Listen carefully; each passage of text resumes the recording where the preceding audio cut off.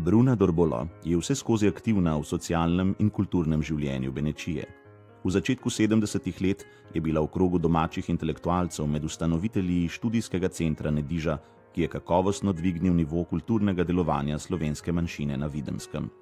Iz tistih pobud in izkušenj se je porodila zamisel dvojezičnega izobraževanja v Benečiji.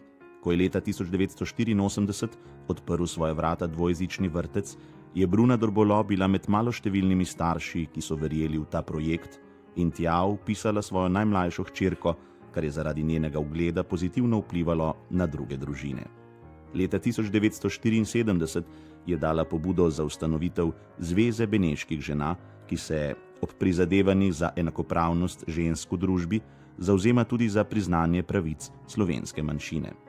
Njena družbena in politična angažiranost se je pomnožila, ko je bila izvoljena na napredni občinski listi v Špetru, ki je leta 1980 sprožila vsestransko rast občine Špeter in v statutu opredelila slovensko identiteto kot temeljno sestavino identitete skupnosti.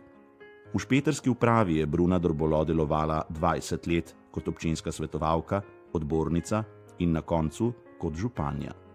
Med svojim županovanjem je zagovarjala pravice slovenske manjšine na številnih krajevnih prireditvah, na manjšinskih srečanjih po Italiji ter na avdicijah v rimskem senatu. Bruna Dorbolo je bila med ustanovitelji in prva predsednica Inštituta za slovensko kulturo, ki mu je predsedovala 10 let. V tem času je v okviru evropskega projekta Jezik Lingua nastal muzej SMO, slovensko multimedialno okno. Prevzela si je veliko odgovornost kot predsednica začasnega ciljnega združenja, ki je izpeljalo projekt.